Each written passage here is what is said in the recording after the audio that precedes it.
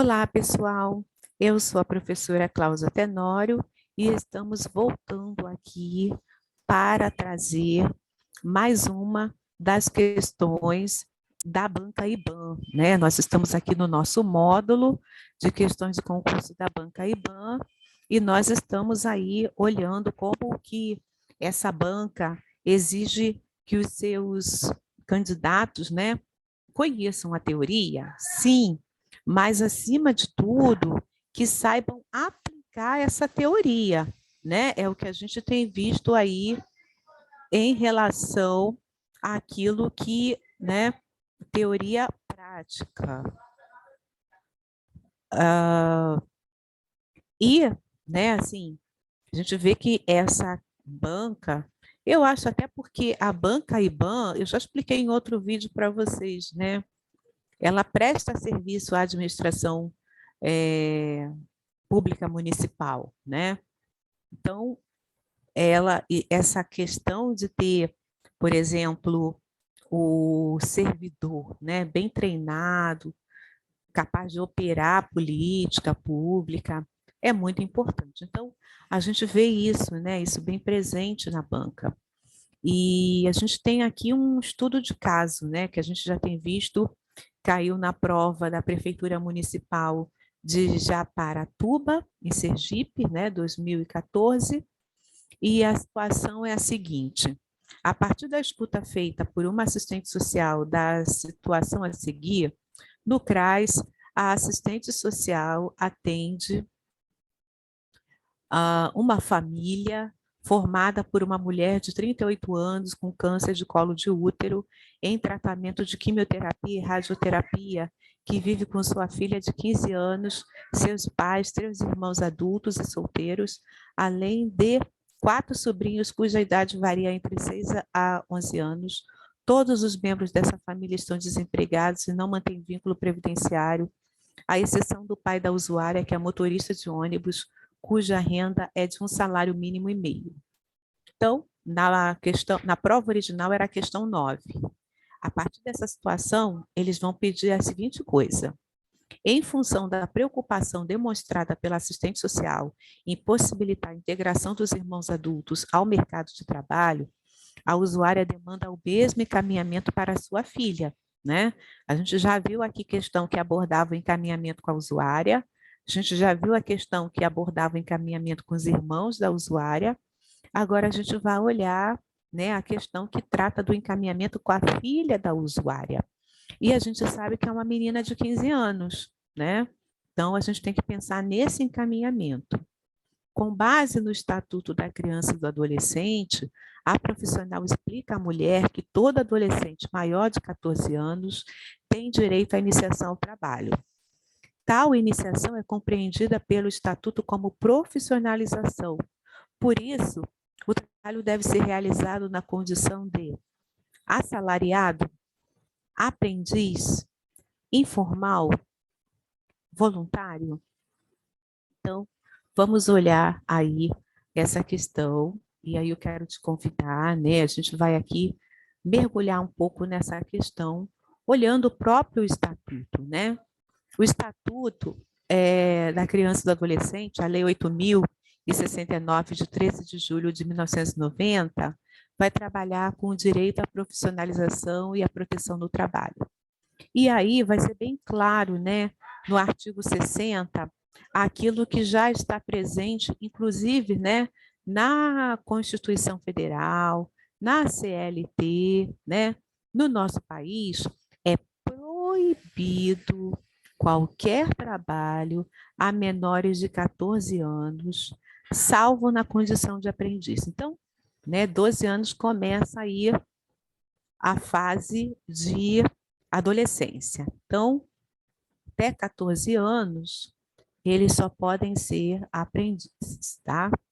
Dos 14 aos 16, só para antecipar aqui, eles podem ser também aprendizes, né?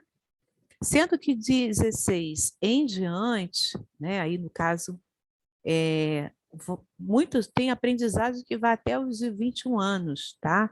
Mas a adolescência em si, né, termina com os 18 anos, Aqui eles podem ter a condição de aprendiz também, mas aqui eles também já podem ter a CLT assinada, tá? Então, a partir dos 12 aos 18, em algumas situações até os 21, eles podem exercer essa condição da aprendizagem. Mas dos 16 aos 18, em algumas situações aos 21, CLT. Agora, só para você, né, ter aí isso, né, mais claro, mas a gente vai olhar aqui agora detalhadamente, tá?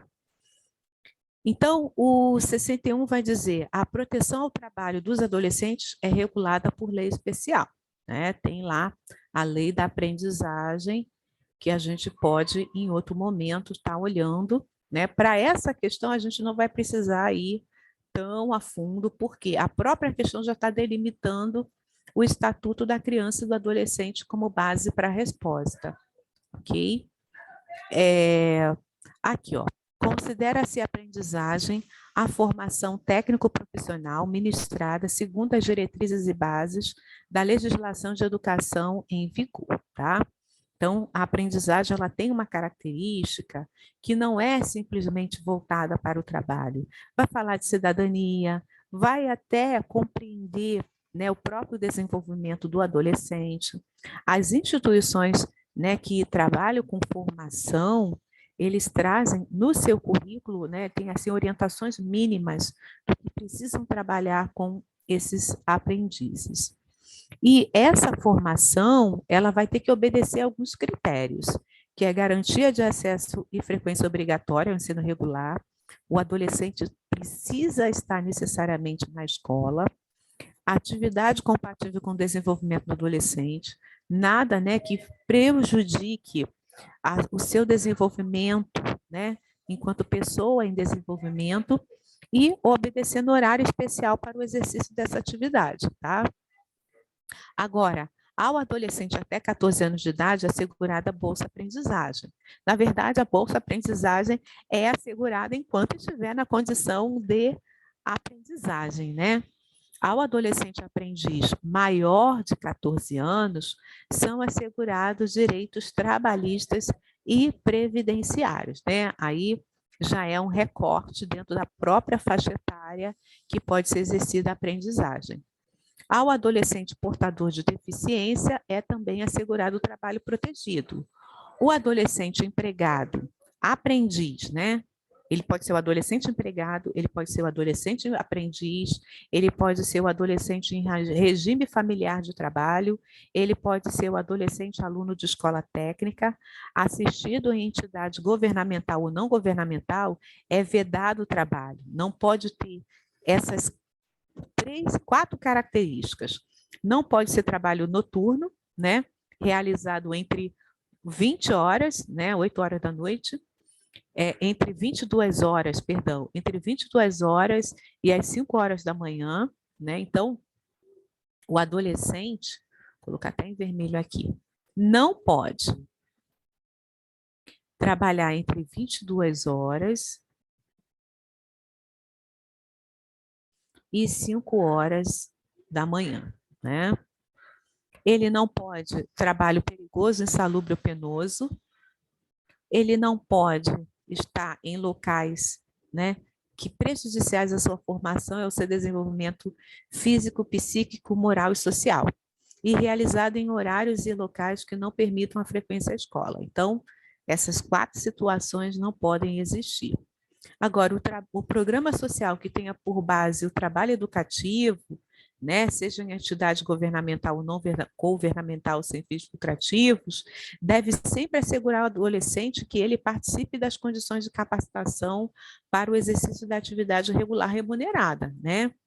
Entendendo a atividade trabalho educativo é o trabalho, né, em que as exigências pedagógicas relativas ao seu desenvolvimento pessoal e social prevalecem sobre o produtivo, né? Ele não está ali para bater meta, ele não está ali, né, para ter um assédio moral, né? Pelo amor de Deus, ele está ali para aprender, né? Para ser treinado para o mundo do trabalho. E a remuneração que o adolescente recebe pelo trabalho efetuado ou a participação na venda dos produtos do seu trabalho não pode desconfigurar o caráter educativo, né? O adolescente tem direito à profissionalização, à proteção ao trabalho, sempre respeitando a sua condição peculiar de pessoa em desenvolvimento e a capacitação profissional adequada ao mercado de trabalho, tá? Então, essas são as orientações do ECA. Aí, né, você olha aqui para esse resultado, né, que a gente tem aqui das alternativas, né, com base do Estatuto da Criança e do Adolescente. A profissional explica à mulher que todo adolescente acima de 14 anos tem direito à iniciação ao trabalho. Tal iniciação é compreendida pelo Estatuto como profissionalização. Ok. Por isso, o trabalho deve ser remunerado na seguinte condição, né? Bom, ele é assalariado, ele vai receber, né, obviamente, uma remuneração, a gente viu. Inclusive, vai ter garantias trabalhistas, né, e previdenciárias. Mas a gente viu que ele tem uma condição, que a condição educativa é o que prevalece, e não o produtivo. Quando a gente fala assim assalariado, é como se alguém estivesse vendendo a sua força no mercado de trabalho, né, e gerando um resultado, um produto que lhe é exigido, né? A gente precisa entender que o adolescente ele tem o caráter educativo acima de tudo. Não pode ser informal, porque a gente viu que precisa ter, né, o reconhecimento das suas garantias. Voluntário não se caracteriza, né, como uma atividade remunerada. Então, estaria fora dentro das orientações que a assistente social deu. Então, a gente tem aqui, né, a condição da aprendizagem como a que é pertinente. A gente clica aqui, aprendi, terminei, vê o resultado. Acertei! Então, mais uma questão para você trabalhar, para você estudar, e a gente se vê na próxima questão.